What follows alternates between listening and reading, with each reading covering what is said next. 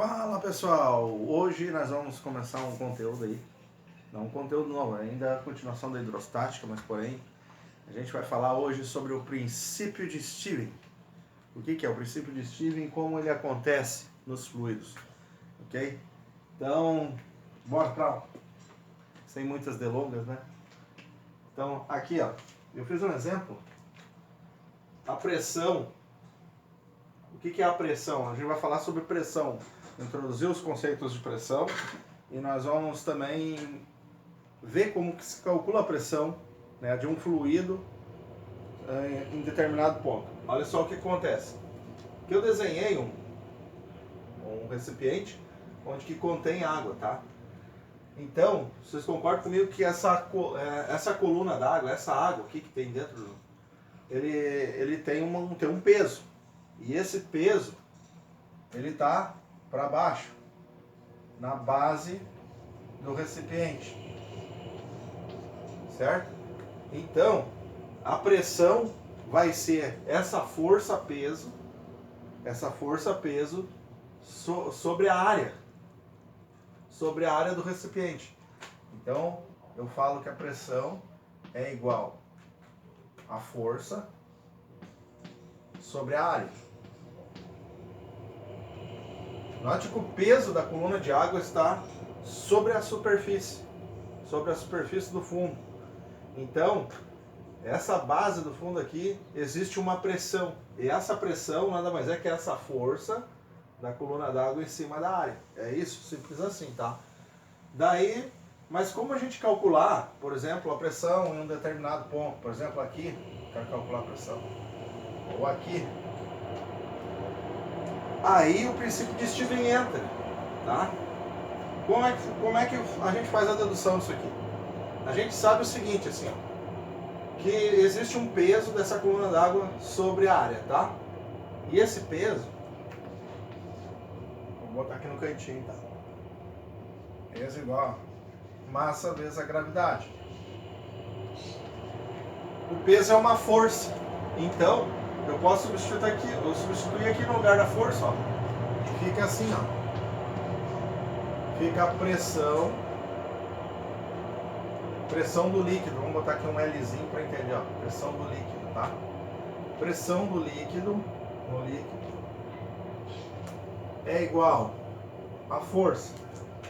A força peso aqui, ó, o peso é uma força, né? Então, a força é mg, ó. Posso substituir no lugar do F. mg sobre a área. Na outra aula eu tinha introduzido também o conceito de densidade. Vocês lembram dessa fórmula aqui, ó? Densidade igual a massa sobre volume, certo? Então note, ó, que eu tenho uma massa aqui, ó. Então se eu ajeitar isso aqui, ó, a massa, e passar esse volume para cá multiplicando, vai ficar assim, ó. Densidade vezes o volume. Então a massa é isso, ó. Eu posso substituir aqui, ó, na massa aquele parâmetro lá. Vai ficar assim, ó. A pressão no líquido é igual. Vai ser a densidade vezes o volume vezes a gravidade sobre a área. Agora note como que ficou a equação. A pressão no líquido, ela é densidade pelo volume e pela gravidade sobre a área.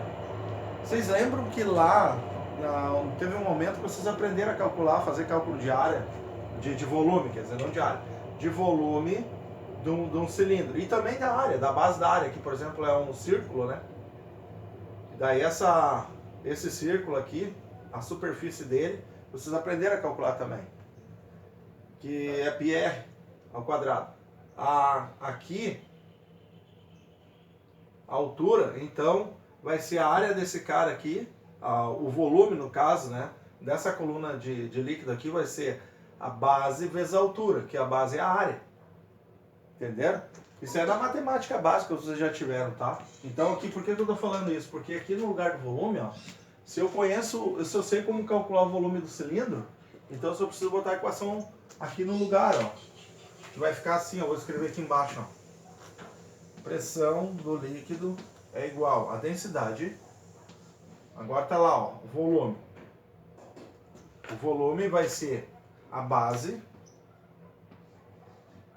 a base vezes a altura, né? No caso, eu nem preciso escrever a base vezes a altura. Eu só preciso pegar a altura e dizer que a área de baixo é a base, né? Então, a área vezes a altura que vai dar o volume do cilindro, tá? Vamos pegar lá, ó. A área vezes a altura. A altura eu vou chamar de H, tá? Isso aqui, ó. Essa aqui é a altura, ó. Tá, vou chamar de H. Vezes a gravidade lá, ó. Sobre a área. O que que acontece aqui, ó? Tem duas áreas aqui e aqui. Então o que que eu faço? Já era. Terminou a área aqui.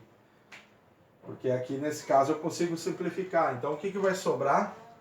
Vai ser a pressão nos líquidos é igual a densidade vezes a altura vezes a gravidade. Tá? Essa aqui, equação, essa expressão aqui, ó, ela determina a pressão da coluna, a pressão dessa coluna aqui sobre a superfície, e foi chamado de princípio de Stivling. Então, com essa equação eu consigo calcular a pressão em qualquer ponto do líquido aqui, ó, tá? Pode ser aqui, pode ser lá, não importa. Eu consigo calcular a pressão, a determinada pressão em cada ponto do líquido, tá? Esse aqui é o princípio de Stivling, então. A gente vai utilizar bastante para fazer alguns cálculos aí, exatamente para procurar a pressão em cada ponto, tá? Então, por enquanto, essa aula sobre o princípio de Stivling. Deixa eu ver se eu consigo colocar mais alguma coisa aqui. Deixa eu ver. Bom, a gente vai fazer uma análise depois sobre a pressão e sobre as formas de pressões também. A pressão, aqui é importante, ó, sabia que eu tinha que ter falado alguma coisa a mais, ó. A pressão, a unidade de medida, a unidade no SI, ela é dada, a pressão a pressão aqui, ó, ela é dada como newtons por metro quadrado, porque é uma força que está atuando sobre uma área, tá? Sobre uma área quadrada. Então, essa pressão sobre a força, a unidade de força é newtons e de área é metros. Então, a unidade de medida da pressão, ela passa a ser newtons por metro quadrado. Isso no SI, no Sistema Internacional de Medidas. E nada mais, nada menos que recebeu um nome por isso aqui, né? Que é Pascal, que é simbolizado por isso aqui, ó. Quando se falar na questão em Pascal, vocês já vão saber que um Pascal é 1 Newton metro cúbico, 1 Newton por metro quadrado, tá? É isso aí, gente. Vamos para a próxima aula, em seguida é da continuação.